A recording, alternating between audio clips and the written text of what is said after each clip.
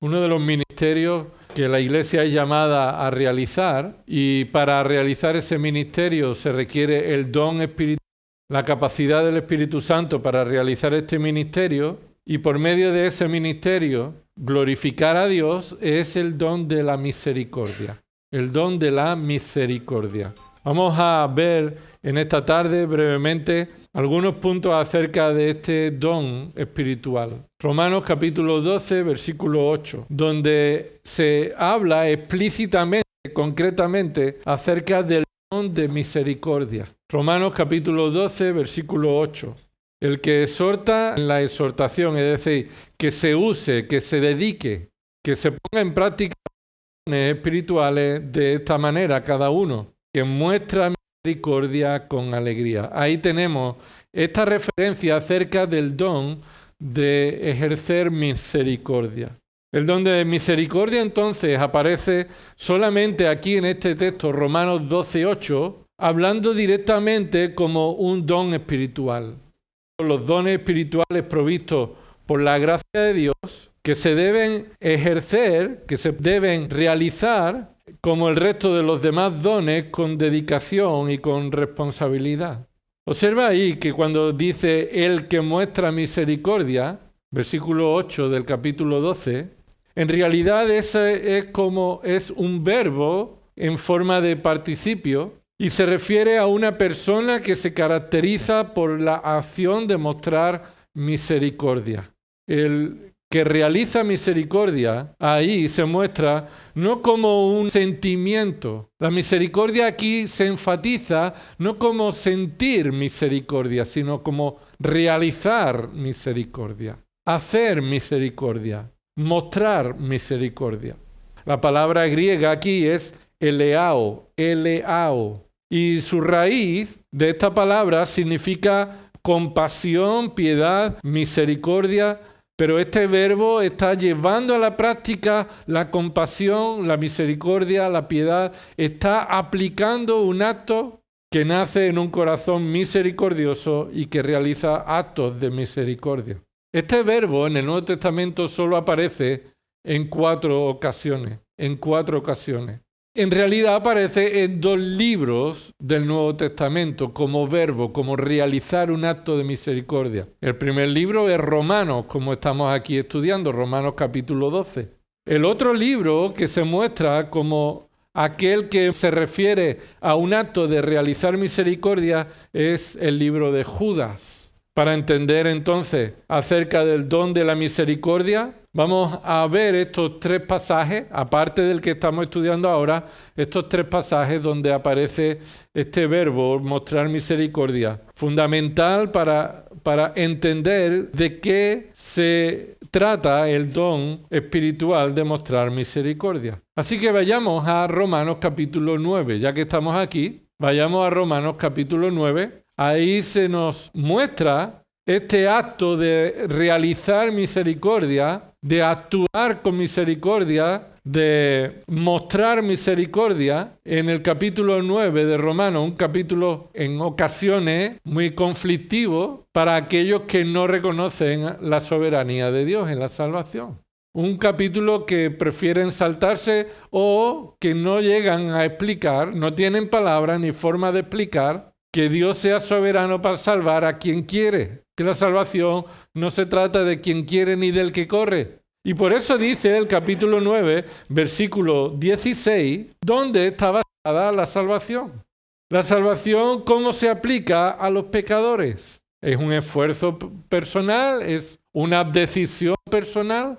¿De dónde nace la salvación? ¿Cuál es la obra de salvación? ¿De quién depende la salvación? Cuando predicamos el Evangelio, la salvación parece que depende del que escucha. Pero cuando creemos y entendemos lo que Dios dice, la salvación no depende del que escucha, aunque tiene responsabilidad en cómo responde, pero la salvación nunca depende del hombre. ¿Qué dice el versículo 16? Y así que no depende ni del que corre, sino de Dios, y algo concretamente, de Dios que tiene misericordia. Aquí aparece este verbo tener misericordia, mostrar misericordia. Lo primero que debemos observar es que la misericordia está realizada ¿por quién en este texto? Dios es quien realiza o tiene un acto de misericordia. La misericordia es de Él. Dios muestra su misericordia, lo cual no es obligación de su parte. No es obligación de su parte. La misericordia parte de Él, pero no está obligado a mostrar misericordia. Es más, su misericordia no va a depender de ninguna situación de quien vaya a recibir la misericordia. Es decir, el que recibe misericordia no puede hacer nada para recibirla. Nadie tiene derecho a la misericordia. Eso es lo que el texto está enfatizando. Ya puedes ponerte como te quieras poner. Ya puede el hombre desear, querer y esforzarse para alcanzar la salvación o reclamar la misericordia, que no hay ningún derecho para ello. Y es lo que el texto está diciendo en el contexto. El pasaje de qué habla. A quien Dios ama y a quien Dios aborrece, ¿verdad? De eso va este capítulo. ¿A quién ama Dios? ¿A quién aborrece Dios? En muchas ocasiones el Evangelio parece, incluso en aquella época, por eso Pablo escribe Romanos para hablar de la verdadera salvación, el verdadero Evangelio, y habla de muchos aspectos acerca de la salvación, y llega a este punto mostrando que es Dios, que se trata de una obra de Dios soberana que aplica a quien Él quiere. Que no podemos hacer nada por nosotros mismos para merecer la salvación o alcanzarla. Así que ahí dice en el versículo 13, tal como está escrito, ¿qué dice? A Jacob amé, pero a Esaú aborrecí. De ahí viene esta idea. ¿A quién amó? A Jacob. ¿Por qué? Porque Jacob lo merecía, porque Jacob era bueno. Vemos que Jacob precisamente empeoró lo que su padre hizo. Es decir, si venimos desde Abraham, vemos que sus hijos, los hijos de Abraham, no hicieron nada para merecer las promesas que Dios le dio a Abraham. Más bien, ellos fueron empeorando con respecto a la vida de Abraham. Entonces, Dios no amó a Jacob por nada que Jacob hubiera hecho. Y entonces dice el versículo 14, la pregunta es, ¿qué diremos entonces? ¿Que hay injusticia en Dios? ¿Que Él ama a uno y rechaza a otro? ¿Aborrece a otro? ¿Es que Dios es un antojadizo? ¿Es Dios quien, sin importar quién y lo que haya hecho, premia a unos y aborreciendo a otros? ¿En qué sentido es esto? En la mente humana. Y entonces dice el versículo 14, la respuesta a ¿hay alguna injusticia en Dios? De ningún modo. Ahí dice es que no exista esa palabra, ese pensamiento. De ningún modo eso no exista en tu mente. Es imposible. Versículo 15. ¿Por qué? ¿Por qué no debe existir el pensamiento de la injusticia de Dios al amar a uno y aborrecer a otro? ¿Por qué? Porque Él dice a Moisés, tendré misericordia del que tenga misericordia y tendré compasión del que yo tenga compasión. Aquí el punto es que Pablo está diciendo, Dios ya, cuando habló con Moisés, estableció que su misericordia no se merece y que Dios es soberano para hacerlo independientemente, voluntariamente, soberanamente, a quien Él quiera. El punto aquí, con el don de tener misericordia, no es que vas a tener misericordia con quien tú quieras. El punto no es que ejercemos el don de misericordia a unos sí, a otros no. Dios es el único soberano para hacer eso. El punto acerca de cómo esta obra de Dios en misericordia a otros y cómo esto debe aplicarse en el don de misericordia es lo siguiente. Debes aplicar la misericordia a los demás, no en base a si lo merecen o no. No en base a si lo merecen o no. El don de misericordia no mira a la persona para dar misericordia o rechazar la misericordia en base a algún mérito de esa persona. Sino más bien, escucha, como Dios ha tenido misericordia contigo, tenlo con los demás. Es la memoria del creyente que es llamado a tener misericordia como Dios ha tenido misericordia contigo, ¿verdad? Y eso es lo que nos está enseñando acerca de este don espiritual, que el don de misericordia es una capacidad dada por el Espíritu Santo para poder hacer con otros como Dios hizo conmigo. Eso es lo que somos llamados a hacer. Así que consiste en amar como nosotros hemos sido amados. Así que tenemos el modelo de Dios que tiene misericordia con aquellos que no se lo merecen por amor.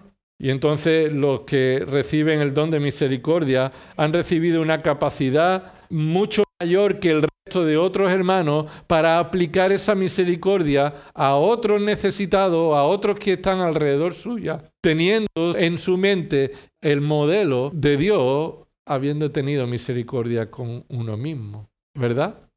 Así que no depende del que quiere ni del que corre, y ahí hay un contraste. Éxodo 33, 19, y él respondió: yo haré pasar toda mi bondad delante de ti y proclamaré el nombre del Señor delante de ti, tendré misericordia del que tendré misericordia y tendré compasión del que tendré compasión. Pero ¿qué dice en el capítulo 12, versículo 42? Y dice ahí, Éxodo 12, 42, esta es noche de vigilia para el Señor por haberlo sacado de la tierra de Egipto. Esta noche es para el Señor, para ser guardada por todos los hijos de Israel y por todas sus generaciones. Y continúa en el versículo 51.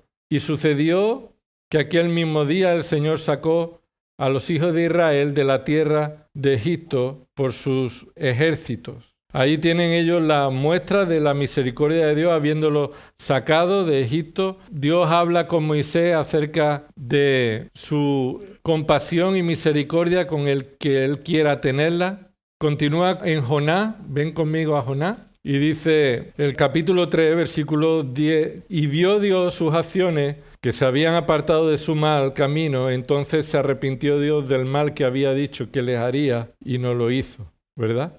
Y por esto, dice el capítulo 4, desagradó a Jonás en gran manera y se enojó. Y oró al Señor y dijo: Señor, ¿no era esto lo que yo decía cuando aún estaba en mi tierra? Por eso me anticipé a huir a Tarsis, porque yo sabía que tú eres, ¿cómo eres? Yo sabía cómo tú eres, que tú eres un Dios clemente y compasivo, lento para la ira y grande en misericordia, y que te arrepientes del mal con que amenazas. Ahí está claro que Jonás sabía cómo era Dios por naturaleza, ¿verdad? Él sabía cómo era. Entonces, hay declaraciones de cómo es Dios. Dios es misericordioso. Hay muchos más textos donde ver esta declaración. Pero sin duda, Romanos 9, versículo 15, está diciendo que Él va a actuar con misericordia. Y el punto es no enfatizando su naturaleza, sino su soberanía para realizarlo. Que sin duda Él actúa con misericordia porque lo es, si no, no lo podría hacer. Sin duda Él, en su esencia, Él es misericordioso y por eso Él puede actuar con misericordia. Pero es que Él actúa con misericordia, ¿con quién? No con todo el mundo. Y nuestro pensamiento es que alguien misericordioso es misericordioso con todo el mundo. Y eso es lo que nos choca en la cabeza, nos explota. Y es que Dios, siendo misericordioso, no deja de ser misericordioso cuando es misericordioso, la aplica su misericordia con algunos y no con todos. ¿Por qué? Porque la misericordia es un acto que no se merece. Un acto que se realiza y se cumple en base a la voluntad soberana de Dios, y nosotros no somos llamados a tener misericordia de algunos y de otros no, como vamos a ver un momento. Pero que Dios tenga misericordia de algunos y de otros no, ¿qué nos lleva a la conclusión? De que eso no elimina ni un ápice su gran misericordia sin medida, por su esencia. Él es misericordioso y eso no quita que Él pueda tener misericordia con algunos y no con todos. ¿Por qué? Porque nadie puede decir, es que no ha tenido misericordia de mí, como si fuera un derecho que esa persona tenía. Y son dos verdades encontradas que no contradicen una a la otra. Quien necesita la misericordia no tiene derecho a reclamarla. Quien aplica la misericordia no está obligado a ejecutarla, a realizarla. Pero cuando Él aplica misericordia, está mostrando su propia naturaleza. Y eso no elimina de ningún modo. Es más, continúa diciendo ahí Romanos capítulo 9. Así que no depende, versículo 16, del que quiere ni del que corre, sino de Dios que tiene misericordia. Porque la Escritura dice a Faraón, por esto mismo te he levantado para mostrar mi poder en ti y para que mi nombre sea proclamado por toda la tierra. Versículo 18, así que del que quiere, Dios tiene misericordia. Y al que quiere, Dios, ¿qué dice? Endurece. Esa es una palabra de mantener en la condición en la que se encuentra. Mantener en la condición en la que se encuentra. Está endurecido y Dios lo mantiene en esa condición y lo endurece como una expresión de juicio de Dios.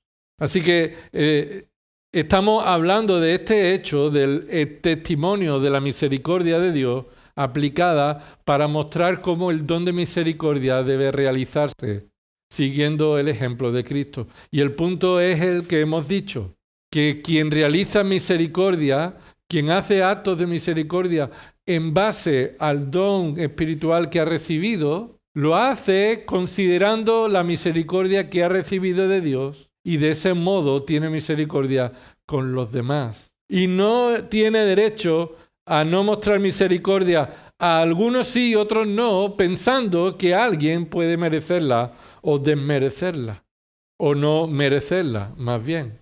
Vayamos a otro libro donde se nos habla acerca de misericordia y que nos va a aclarar también cómo esto se aplica. Hemos hablado del libro de Judas. Vayamos ahí al libro de Judas.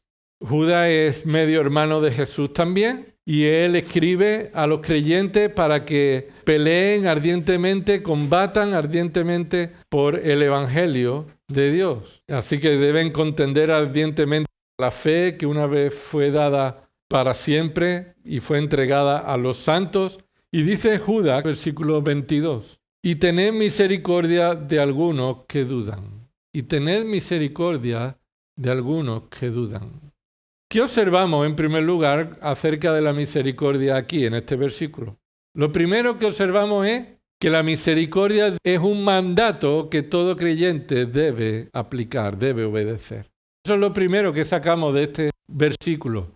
Es un mandato que todo creyente debe realizar. Eso es lo que está ahí puesto. Tened misericordia. Es un imperativo. Es decir, Dios nos manda a que actuemos con actos de misericordia y nosotros los creyentes debemos realizarlo. No solamente los que tienen don de misericordia, sino los creyentes que han recibido misericordia. Todos los creyentes han recibido misericordia. Ahora, el contexto también nos muestra que la misericordia se relaciona en conservar el amor de Dios. Conservar el amor de Dios. Mira lo que dice un poco atrás, en el versículo 20. Pero vosotros, amados, edificándoos en vuestra santísima fe, orando en el Espíritu Santo, conservaos, es decir, manteneos, no os mováis, dice, en el amor de Dios. Conservaos en el amor de Dios, esperando ansiosamente la misericordia de nuestro Señor Jesucristo para vida eterna. Así que justo antes de mandarnos a que tengamos misericordia de alguno, se nos dice que nos mantengamos unidos en el amor de Dios, juntos unos con otros, y además que recordemos lo que hemos recibido de Dios. Dice el versículo anterior, versículo 21. Esperando ansiosamente la misericordia.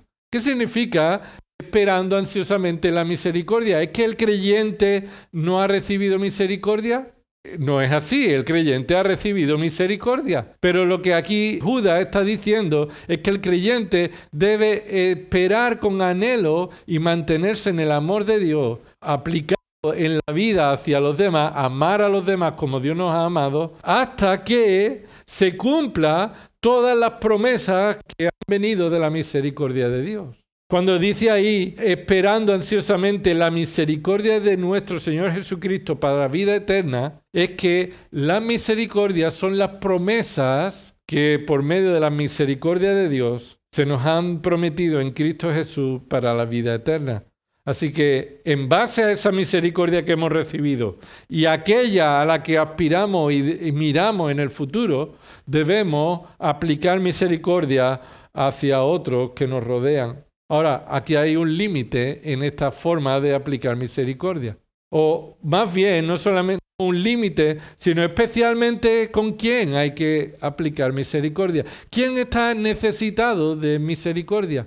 ¿Con quién debemos los creyentes realizar actos de misericordia? Ahí dice concretamente que los que deben recibir la misericordia de un creyente son aquellos creyentes que están dudando en su fe, que están en un proceso de santificación, de crecimiento espiritual, de madurez espiritual, que conlleva que en ocasiones hay dudas acerca de Dios, acerca de uno mismo, acerca de mi fe, acerca de las circunstancias, de las razones por las que esto sucede, acerca de cómo debo actuar, de cómo no debo actuar, acerca de nuestra vida cristiana.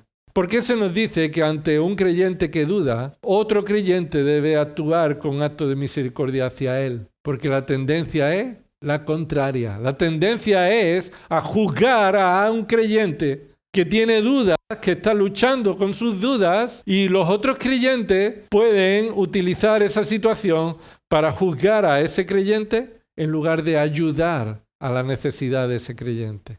Ayudar a la necesidad de ese creyente. Así que actuar con misericordia hacia los creyentes que dudan, en este contexto, ¿cómo sería? ¿Cómo sería ayudar a alguien que está dudando en su fe?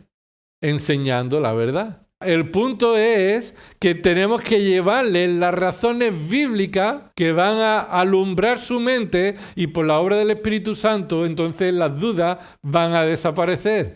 ¿Cómo desaparece la duda? Por medio de la verdad de la palabra. Así que actos de misericordia, hermanos, no excluye o no es solamente darle ayuda económica y material a quien tiene necesidad material y económica. Porque la mayoría de las ocasiones pensamos que el don de misericordia es aquel que ve a alguien tener necesidad material, física, monetaria, y entonces su corazón se mueve a buscar los medios, si él no lo tiene, a buscar los medios para poder suplir esa necesidad.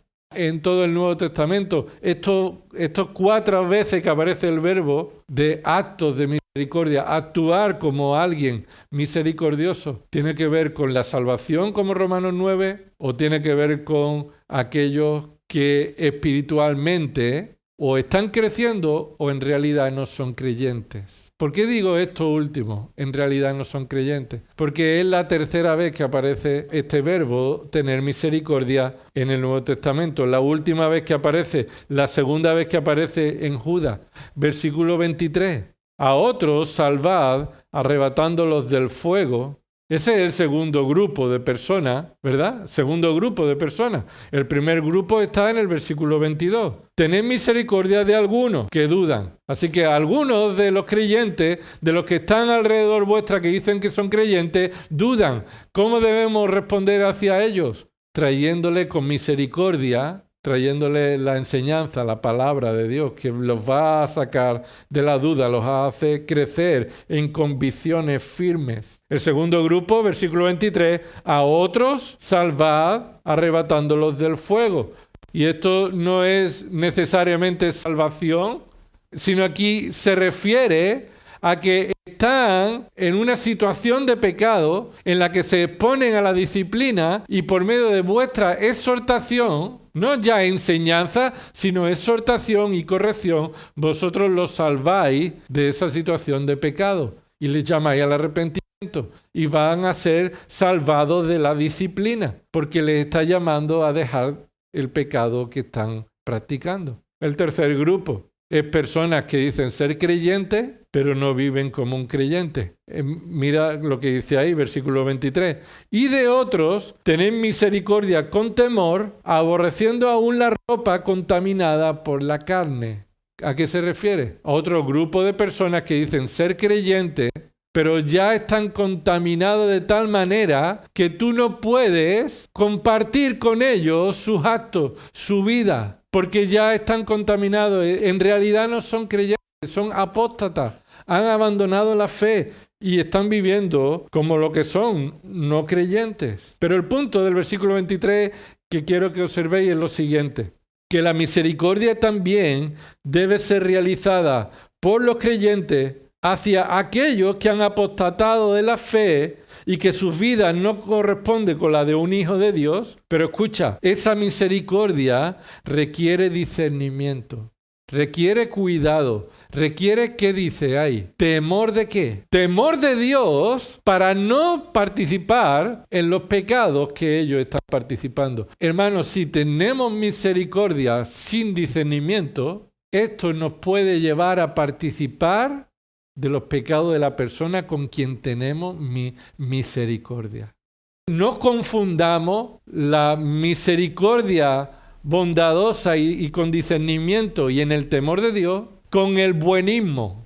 ¿El buenismo qué es? Mostrar siempre buenas palabras, buena cara, incluso necesita que tú le hables del pecado que está practicando, pero como eres un buenista, no vas a molestarlo, no vas a hacer nada, vas a tener compasión y misericordia y te acercas tanto a él sin la palabra de Dios que vas a participar de sus pecados. Cuidado, cuidado con acercarnos con esa falsa misericordia, pero es una misericordia de necio, no con temor, que nos puede llevar a participar de los pecados con aquellos que están ya corrompidos. Es más, la misericordia requiere en estas ocasiones, según la situación, realizarlo con mucho temor para no participar de estos pecados. Y en ese contexto, tener misericordia implica exponer a tal persona al Evangelio. Entonces, ¿cómo se tiene misericordia con alguien que está en pecado sin arrepentimiento, con temor de Dios? A uno es enseñando la palabra, a otro es corrigiéndole con la palabra, a otro es llamándole al arrepentimiento, con el Evangelio, a la salvación. Tener misericordia es hablarle el Evangelio a esas personas porque es lo que necesitan para ser librados de esa condenación. Así que el don de misericordia no solamente tiene que ver con atender las cuestiones materiales, sino que hay un énfasis también en el texto del Nuevo Testamento acerca de predicar el Evangelio a los perdidos y también traer la palabra de Dios para los que están creciendo en la fe. Tengamos misericordia, sí, juntarnos con ellos para participar de eso que están haciendo. Poniendo distancia, teniendo temor de Dios para no participar con ellos y no mancharnos y contaminarnos con el pecado que ellos están realizando. Así que es llevarles el Evangelio, es predicar el Evangelio. Y no afectar ni ser de blasfemia al Evangelio participando con ellos en esas obras. Entonces, en resumida, el don de misericordia requiere discernimiento espiritual, temor de Dios para no caer en los pecados de aquellos a los que nos acercamos para llevarles el Evangelio. Algunos decían, no, yo voy a la discoteca a predicar el Evangelio porque tengo misericordia de los que están allí. Sería un ejemplo de participar con ellos con la excusa de tener misericordia, ¿verdad? Sería un ejemplo en ese sentido. Así que Romanos 12, versículo 8, nos indica que los que tienen el don de misericordia lo deben realizar de una manera muy concreta. Pero, ¿qué dice Romanos 12, 8 acerca de la forma en la que debemos practicar la misericordia? Es decir, hacer actos de misericordia. ¿Ese don cómo se realiza? Dice ahí, con alegría, con gozo. No es una alegría puntual, es un gozo consistente. Ahora, ¿por qué dice que debe realizarse con alegría? Primero, lo que no significa. No significa que debemos tener misericordia dando alegría a otro. No significa que debemos hablar de cosas buenas a los demás.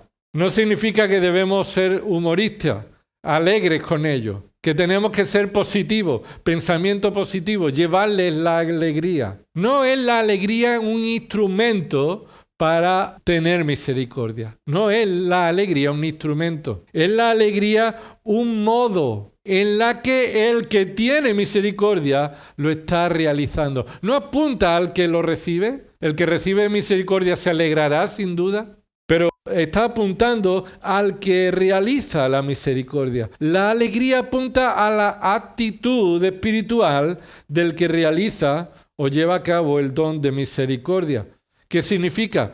Que esto caracteriza a aquel que ha recibido el don de misericordia, porque lo hace con alegría y no como una carga pesada. Si tú tienes misericordia de alguien y eso te cuesta y te lleva mal y te deja mal corazón, no tienes el don de misericordia. Además, no estás teniendo misericordia. No estás teniendo misericordia. La misericordia que viene de parte de Dios es como la que Dios ha tenido con nosotros.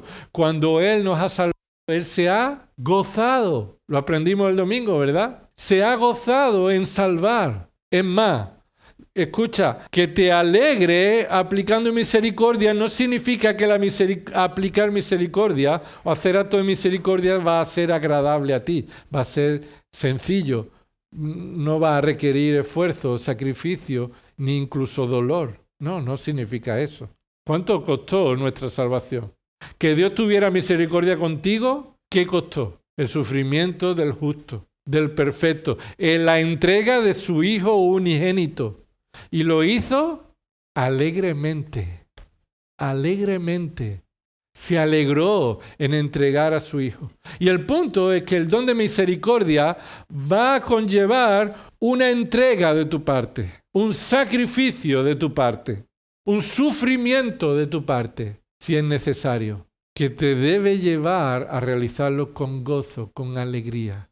Con gozo y con alegría. Claro que será desagradable, no es libre de sufrimiento, pero que con el gozo con que el Señor tuvo misericordia contigo, el Señor capacita a los que les da el don de la misericordia para gozarse en ser misericordiosos. Es más, los misericordiosos son bienaventurados, ¿verdad? Bienaventurados los misericordiosos, ¿por qué? Porque ellos recibirán misericordia. Puede ser, alcanzará una traducción, pero no ha sido que yo la conseguí, sino que yo la recibí. Entonces, los misericordiosos son bienaventurados porque ellos recibirán misericordia. Esto es Mateo 5, ¿verdad? Mateo 5, versículo 7. El Sermón del Monte, las bienaventuranzas. ¿Y la bienaventuranza de quién habla? Habla de un creyente. La bienaventuranza habla de un creyente. El creyente es bienaventurado por todo lo que de Dios ha recibido y ahora lo capacita para ser de ese modo. Así que, bienaventurados los misericordiosos es porque ellos ya han recibido y recibirán la misericordia completamente en el futuro. Así que no podemos ser misericordiosos sin haber recibido misericordia. Y somos gozosos al tener misericordia con otros. ¿Por qué? Porque tenemos la mirada puesta en la misericordia que se nos va a dar, ¿verdad? Así que, hermanos, todos somos llamados a actuar con misericordia unos con otros, pero Dios capacita a algunos creyentes con un nivel de misericordia mayor y esto se ven, ¿por qué? Porque lo hacen como, hoy a regañadientes, ¿no? Hoy me toca tener misericordia con este. No, lo hacen con alegría, con gozo. Se gozan al ver el testimonio de la misericordia de Dios en sus vidas, porque saben que así el Señor va a recibir, ¿qué va a recibir el Señor? Gloria, va a recibir gloria, cuando nosotros hacemos actos de misericordia como nosotros hemos recibido.